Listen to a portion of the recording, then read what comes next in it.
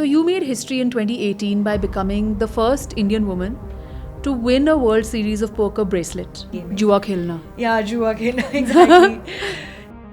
Actually, India doesn't have a lot of opportunity. India doesn't have that much exposure yet. Government does not want to support real money gaming. Poker is so misunderstood because it's played with cards as money wagered. It's immediately perceived as gambling. Society has a habit of judging anyone that is not a doctor, engineer, or lawyer. Greatest strengths of these players is time invested. As long as you are happy, you will contribute well to the society. If you're not happy, you're useless to society. There's so much to be achieved in life that doesn't involve being a doctor, engineer, or lawyer, and then the rest is history.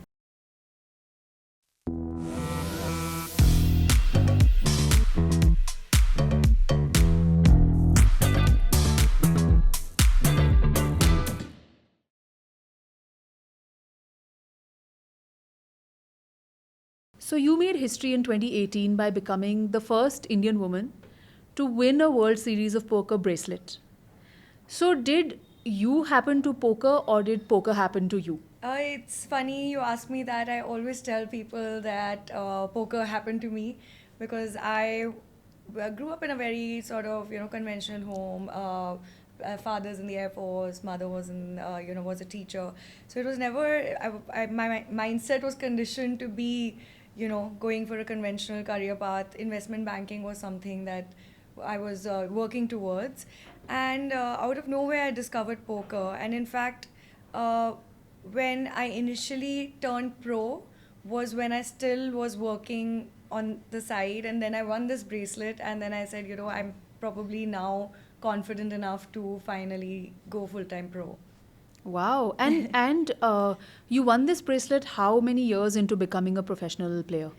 Right. So I think 2 years into taking this up properly professionally, but all the while working on the side. Yeah. So I was working with a poker company. What happened was they came and approached me, and they gave me a deal too good to be true. They said you can travel all over the world, play poker tournaments, represent us. We'll fund everything.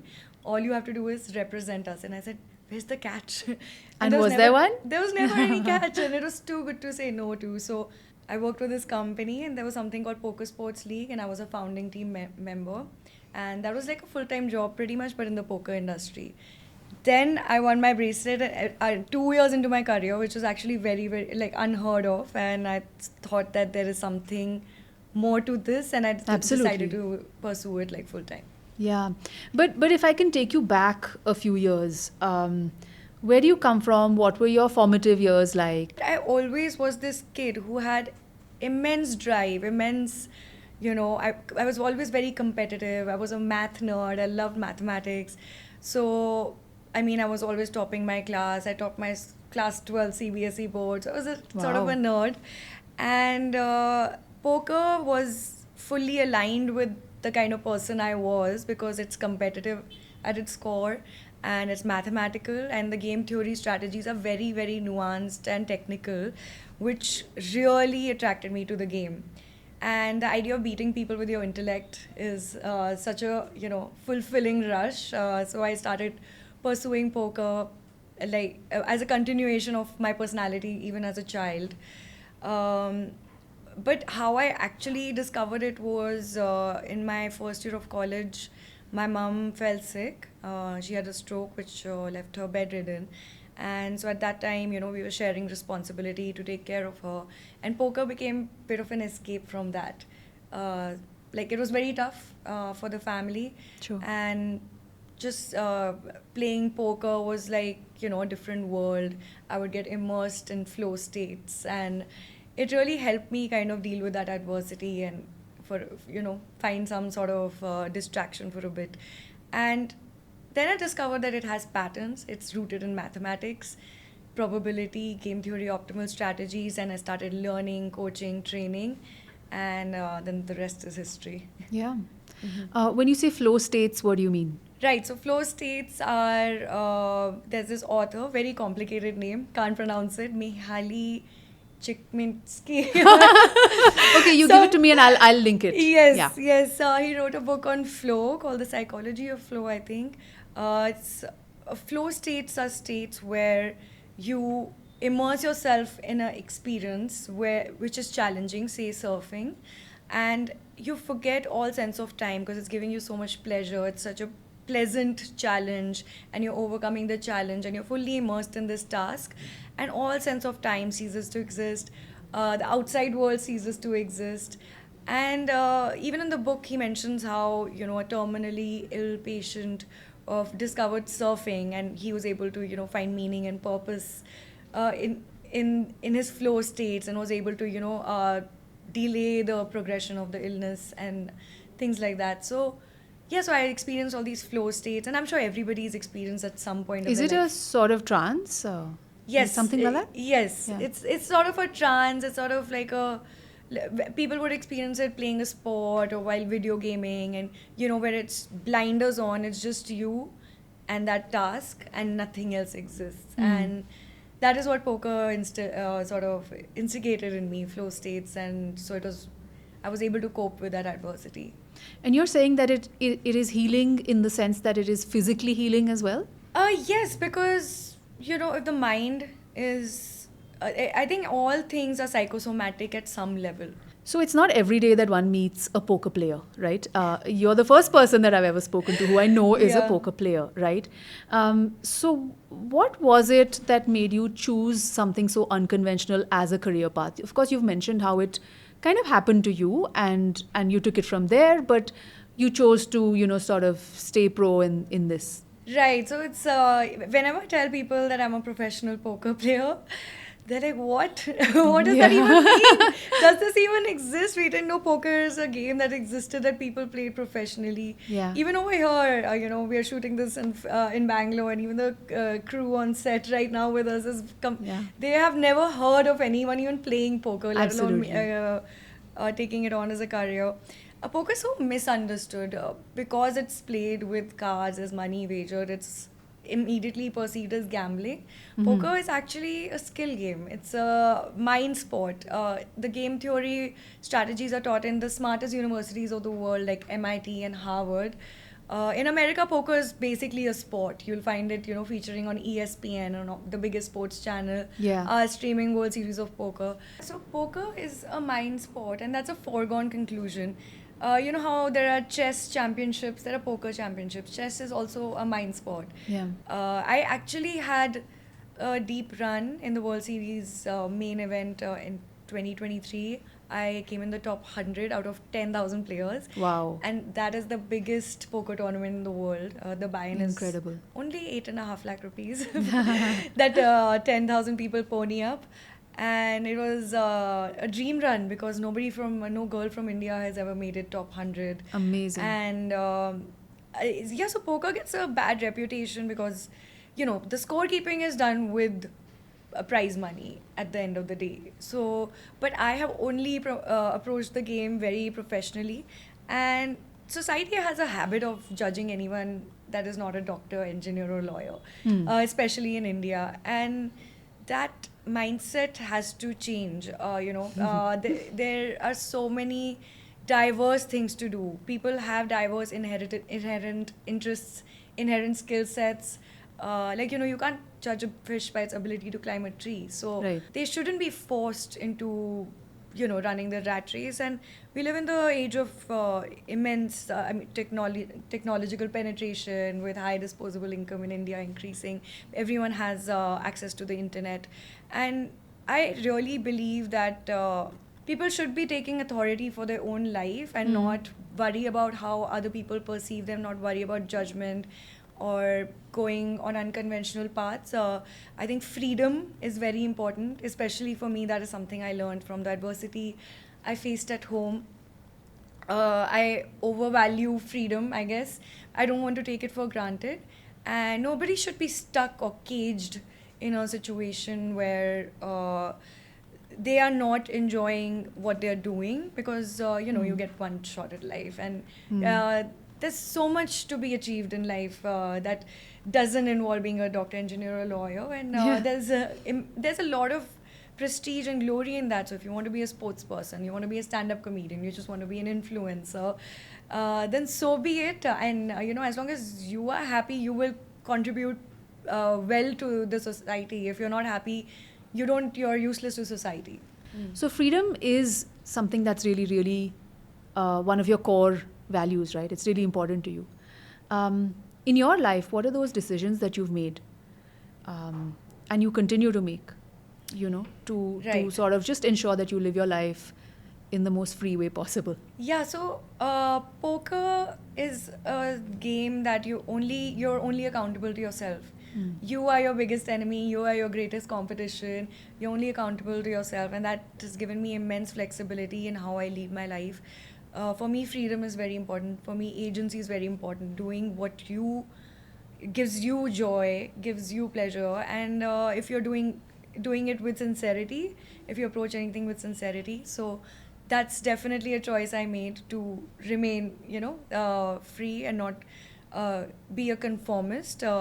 There's a very famous quote that says, "The opposite of courage is not cowardice; it's conformity."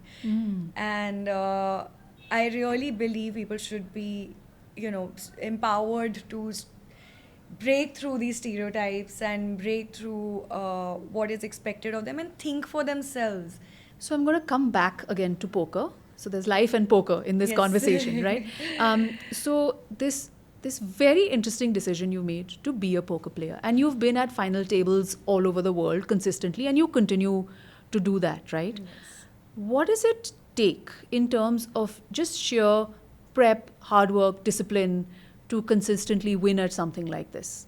Yeah, so we approach, professional poker players approach poker like any other sport, like athletes. We train, we have coaches, we train on solvers. Solvers are these tools, softwares where you feed in information and they churn out solutions, and then they give you infinite solutions and we sit and study them. So it's quite complex, and there's training, there's practice. Like if you want to be a pro basketball player, you will wake up every morning and you'll go to practice, right? So we have to meditate because there's a lot of emotions on the table. So there's a lot of anxiety. Yeah. Your heart is always in your mouth because there's a lot on the line, right?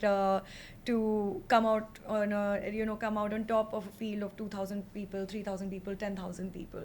And when you run deep in a tournament, your nerves are all over the place. So anxiety is something you have to learn to conquer. And another thing is training in body language, because psychology and body language is a huge part of making poker profitable. So yeah, all these things go into being approaching the game with discipline. And although I'm not working for anyone, it is still very rigorous. It's not like, one day could go 14 hours a day. We are just sitting and, grinding, we call it. And what does that actually entail? Sitting and playing a tournament, so online or live. And it takes 12 to 14 hours, and it's quite grueling. Like the World Series of Poker, which is like equated to the Olympic gold of poker. It's I think almost a 10-day tournament, and every day it's 14-hour days. Yeah. So you need immense stamina to play. And and this time I realized, because I've never played a 10-day long tournament, and on day 6 or day 7 I was pooped. Yeah, I was sure. absolutely, and then I realized how much mental exhaustion is involved, and how much stamina you need, and how important sleep is. So yeah, it's like any other sport, and training for it and discipline is important. And you said it's a game of psychology, right? And there is this concept of a poker face, and I'm sure that comes from poker, right? Yes. There are people who, like, there are players who go to play with sunglasses and a hoodie, and you can barely see them, and they have no expression, and they are your opponent. Yeah. So clearly psychology plays a big part here, So how do you use that to your advantage as a player? It's very interesting when, you're on a poker table. It's absolutely not rude to, not talk to anyone. If you're sitting and somebody's talking to you while you're in a hand, you can just give them a deadpan stare down and not say anything. Can you show me? What does that look like? Oh no, I can't do it. You're putting me on the spot. Really? But it's not a pretty face, you know. And it's absolutely normal for everybody to. Sometimes, if you watch a poker tournament, you'll be hitting refresh, thinking, is the frame frozen? Because everybody's sitting Yeah. like that, like not trying to. But their get- minds are on overdrive, right? Oh yes, Yeah. absolutely. And so body language is very important. You have to be stoic. You can't give anything away. Things like if the whites of your eyes are enlarged, you're probably bluffing because you're anxious. So your body is giving away these fight or flight tells, and a lot of it is not in your control because there's adrenaline pumping in that moment, and it's very interesting. And body language and human behavior is something that I dove deep into because it's very interesting subject and an area of interest for me, and I use that to my advantage a lot as well because not everybody studies body language. So you will find me like trying to get information out of people by sweetly asking them, what do you have, you want me to call? And every now and then, because I'm a woman, people forget that they have to be deadpan. They get a little self-conscious, they give a response, they tease or they joke around, and it makes my decision very simple because actually what I'm doing is I'm reading them. I have no interest in talking to anybody. Yeah. I'm a very nice person off the tables, but on the tables You're just mean. Yes, I will eat them alive. Yeah. Yeah. So, there is this perception that poker is a game about the odds being stacked in your favor or against you, and that there is a lot of chance at play. And I know that bluffing is a key feature in poker, right? Right. So, where does that come in, and how do you learn how to bluff, and how is that part of a legit game? Yeah. I'm so happy you're asking me these questions because this is exactly because for poker players it's so basic to know Yeah. these that we don't even think that these are Right. questions to ask. And so for your audience that's listening from a poker player for the first time, it's probably going to be quite enlightening. Bluffing is a huge part of poker because to win you have to bluff in a certain specific percentage and proportion. Otherwise, if you're always telling the truth, people will never call your bets, and then hence you will not make money. And so you have to balance. So there's an element of balancing bluffing and balancing value bets. And this is actually how companies work, how real life works as well. And this is game theory strategies. So a company would employ a strategy based on what their competitors are doing. Right. But the competitors know that this company will employ this strategy because based on what they're doing. So the competitors will have a counter strategy. But now company A knows that they will have a counter strategy, so they will have a counter strategy. Right. So it goes like this. So he knows that I know that he knows that I know. So at some point there's an equilibrium strategy that we arrive at. Right. And that equilibrium strategy is where you can have the best sort of outcomes for both companies. Right? So that is sort of game theory. It's a little technical, but that is the basic underlying principle of game theory, arriving at an equilibrium strategy that makes you profitable in the long run. So yeah, bluffing is a part of employing that strategy. And so every hand, every situation, every position is different in how you have to bluff. So these are the type of things we study to play poker.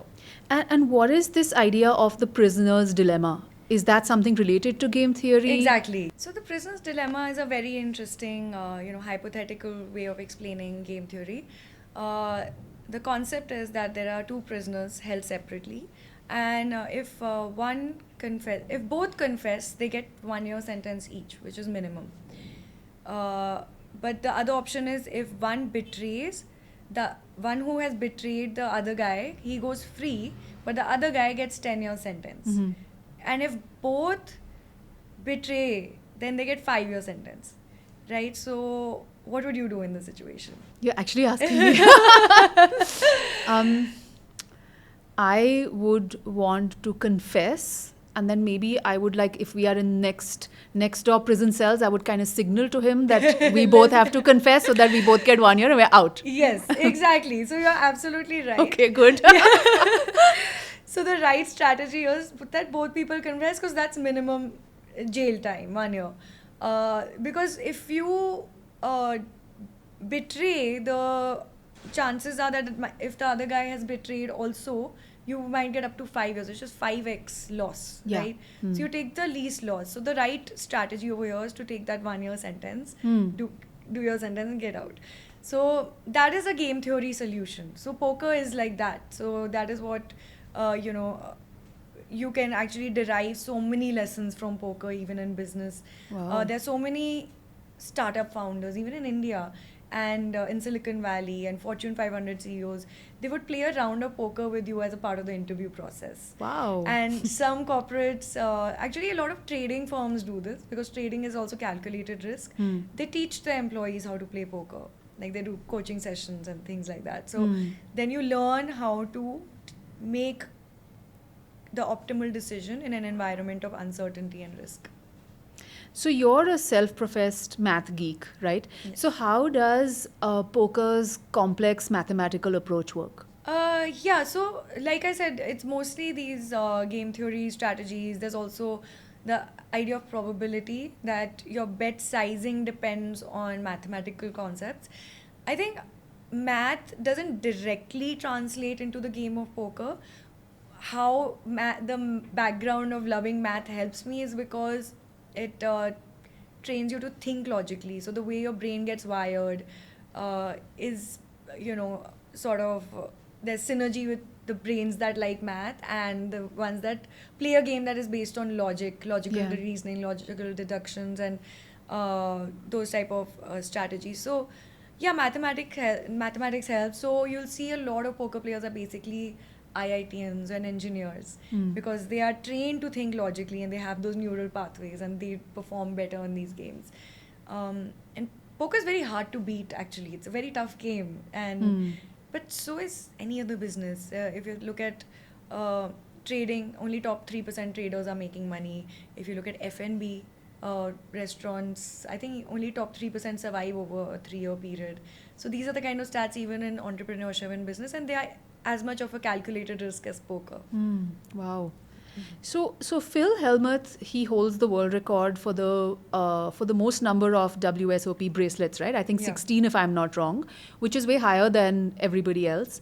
So what would you say are his greatest strengths as a player? Yeah, so bracelets are, the Olympic gold in our world. There's nothing more prestigious than a bracelet, and that is how people are quantified. Phil Hellmuth is, I think, yeah, number one with 16 bracelets. There's another famous poker player, Daniel Negreanu, which is actually, he's a little more in the public eye and more, popular. And these are some of the legends of the game that have been collecting, bracelets over various formats. The greatest strengths of these players is time invested, because over time, of course, they have the talent, they're very good, but they literally live, breathe, sleep, eat poker. They are Yeah. always playing. They play every single tournament, and poker is a game of volume at the end of the day, because you have to win in the long run. It's like, if you flip a coin in the short run, for example, probability of tails and probability of heads is 50-50, right? Say you flip a coin 10 times, it could flip 8 times head also. That's Yeah. completely possible, right? 8 times head and 2 times tails. But that doesn't mean the coin's probability is flawed. It is 50-50 still. As you flip the coin over 5,000 flips, 10,000 flips, you'll see that it's converging towards 50-50. But in the short run, the deviation is, almost from 50%. If it's flipped 8 times, then the deviation is 30% in the short run. But in the long run, you'll see if you flip it 10,000 times, the deviation will be less than 1% or 0.1% or something Really? like that. So you have to be a skilled player, playing over time, trusting the process to be able to win efficiently. And actually, India doesn't have a lot of opportunity. So you won't find Indians at that level, because we have to travel, we have to find these tournaments. It's temporary for us. We can't keep living there, and you Yeah. know. So, Yeah. so yeah, that's why it's not yet. India doesn't have that much exposure yet in poker as well. So ideally, what would we need in terms of infrastructure or government support, or Yeah. what is required? So that's a very interesting question because the government does not want to support real money gaming. Unfortunately, poker, even though it's recognized by some states as a skill game, like Gujarat and Karnataka even, and I think more recently Tamil Nadu, where they said that games of chance are separate from games I of skill. see. Okay. Yes. So they have now ruled in favor, the courts have ruled in favor of poker being a skill game, but the government has recently imposed a 28% GST on deposits. A 28%. 28%. So every time, I know, every time you deposit 100 rupees, you pay 128 rupees on the platform. Currently, poker platforms are absorbing this GST, but it's absolutely unsustainable because when you win, you have to pay 30% tax anyway. So 30% has gone in tax. So that's 50%, 58% of Exactly. your winnings just gone. Just gone. Wow. Just like yeah, if you, that's like sort of to oversimplify, yeah, that's all money just gone to the government. Yeah. So it's a long time before poker really, poker was actually set for a boom. The only way this could happen is if they separate poker from games of chance, because right now it's clubbed under fantasy, it's clubbed under rummy, it's clubbed under teen patti and things like that. So they made a blanket law for all real money gaming. Jua khelna. Yeah, jua khelna, exactly. So yeah, I don't think it will happen especially with BJP government. Oh gosh. So yeah. So being a woman in a so-called man's world, right? What's the best thing about it? People think that women, men, everybody thinks that being a woman would be very intimidating in a male-dominated field. So, number one, the kind of players that you play with, especially in tournament poker, are huge geeks. You don't understand. They're all like these engineers that have been sitting behind the screen and just crunching numbers. And they're very introverted, very awkward, socially awkward people. Yeah. Actually, so most of these guys you sit and play with, especially international tournaments, even in India, they were just, they are way more intimidated than you, trust me. And the game in itself is gender neutral. The game doesn't bias in any way, right? Yeah. It's a mind sport. I, in fact, say this time and again, and I argue that women will be much better poker players because we have a better handle over our minds than men. Men go into ego wars or, a poor bankroll management. Like they would have a bad session and keep losing. Like not rationality switches in late in men. Sorry, guys. And so women have a lot more control over all of that, and they're able to make better decisions. So I feel women can perform better, and I don't feel there's any problem in being in a male-dominated sport. Although I am not the best sort of sample size to get this information from, because since I was a little kid, I was quite tomboyish. I would love to, I wanted to drive a car when I was 9 years old. Like I got after my parents' life. I wanted to drive a car. I never played with doll houses. I would play sports and things like that. So I've always been one of the guys in a way. So I have not felt that, but I think because the game is gender neutral, because the kind of people that are attracted to the game are quite introverted and nervous themselves, I think I've never actually heard a woman feeling uncomfortable at a poker table, and I think it's badass. It is. Yes. Absolutely. So you've been the captain of Team India at the World Poker Tournament in South Korea, right? Mm-hmm. And you've also been COO of India's Poker Sports League. Right. So clearly mentorship and mentoring means a lot to you. Yeah, so it's been quite a few years since both these things. And I really enjoy building. I enjoy, mentoring is really fun in poker because you know how they say the best way to learn something is to teach it. And poker is something, it takes a minute to learn and a lifetime to master. So you can study it for the rest of your life and still not know everything. Wow. Because it's a game of infinite solutions, right? So Yeah, teaching people has been fun, mentoring. Because poker is such an individual sport. Like, it's actually at the end of the day a zero sum game, right? You only play for yourself, and so the idea of working in teams and mentoring a team, captaining a team, it kind of makes it more exciting, makes it more fulfilling and rewarding. So it's fun. Yeah. How were things when you started out as a young player versus how have things changed now? I've grown a lot through the game. The game makes you really self aware. I think self awareness is so lacking in a society that's brainwashed. You know, I think Indian culture is quite brainwashed. Sorry, I don't mean any offense, but that's just how it is. Like, generations and generations of programming, and people just don't have the bandwidth to even think for themselves. That idea of individuality and freedom, they're just doing what they think is right. Study, then do your post grad, and get the job, marry, have kids. Like, uh, there's no sense of individuality or self awareness. So poker really teaches you that. It teaches you how to not let your mood rise and fall with your stack when you're losing, not to get too perturbed because there will be a Mm. winning session. When if you win Mm. and when you're winning, not to get too elated because there's going to be a losing session. Yeah. And those type of lessons in life, in being able to introspect, being able to really think who you are as a person, and I think that's the way in which I've grown playing poker. What does it take for a young person to train and to become a better poker player today, especially in India? Yeah, there's this lady named Alex O'Brien who recently made a documentary, BBC documentary, on how she's training her 7-year-old daughter to play poker. Wow. And she says that it's because she wants her to learn how to think logically, how to make risk assessment, how to make good decisions under uncertainty. And she's just 7 years old, right?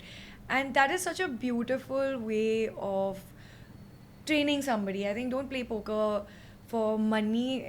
That is up to you. But I would really recommend learning poker. Learning poker just to sort of enhance the way you think and to build new neural pathways. And it's one of those things. And if anybody wants to learn, there's unlimited material online that you can learn from. It's free also. There's paid also, depending on which level you're at. And I really feel these type of games that force you to think with uh, deductive reasoning and Yeah. second order thinking are super important. Like, kids should be learning these things instead of sitting behind social media. Sure. Yeah. Yeah. So, would it be worth it for someone like you to work with government policy to just improve future pipelines for players who are going to come? Because, like you said, the government has made it so difficult currently, right, for your Yeah. generation.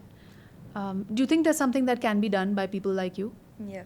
That's a very good question because actually my mum is also after me to do something like that, and she thinks that you should be one of the people trying to separate it from the perception of being games of chance, at least if nothing else, in terms of policies and laws surrounding it. There are self-regulatory bodies that are doing it, that are fighting for this. There's All India Gaming Federation and other SRBs that are doing this. I think over time it will be important to sort of separate games of chance and games of skills because firstly it's a very hot industry as well. The gaming industry employs hundreds of thousands of people every year, Mm. and these games, like for example bridge, rummy, Warren Buffett plays bridge, Bill Gates plays bridge also, Yeah. and these are very intelligent games that force you to think in very nuanced ways, and you are able to sort of solve real life problems and be of value to society eventually, Right. Yeah. and it is important to have policies in place for poker, definitely. Life has really taken you places, Nikita, as a person, right? Yeah. And in all of this, what has your personal evolution been like? Yeah, so life hasn't been easy. I don't think it's easy for anybody. Like I said, I learned poker to kind of distract myself from, a lot of traumatic experiences.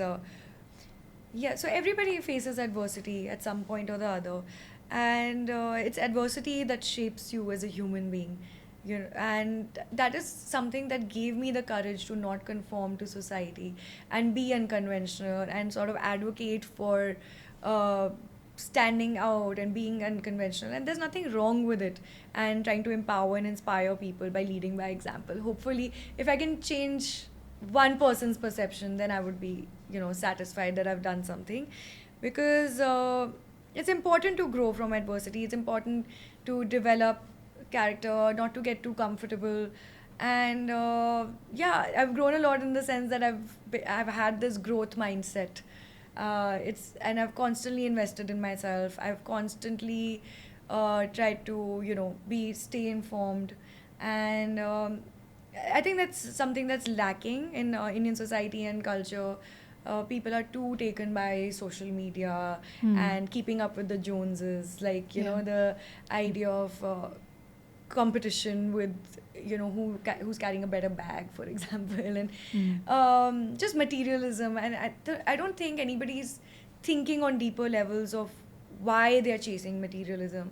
So that is another realization I had. I realized that I'm not chasing materialism. It's something I'm trying to realize my full potential. I'm curious about my human potential, and that's what it is. And that's what keeps me driven and ambitious, to know how far I can go and what I can build and how much I can achieve. And what's more fulfilling than that? Yeah, absolutely. And you are a person who walks that tightrope in an extremely competitive world, and you do it to win. Um, so I can't help be curious. How do you take care of yourself?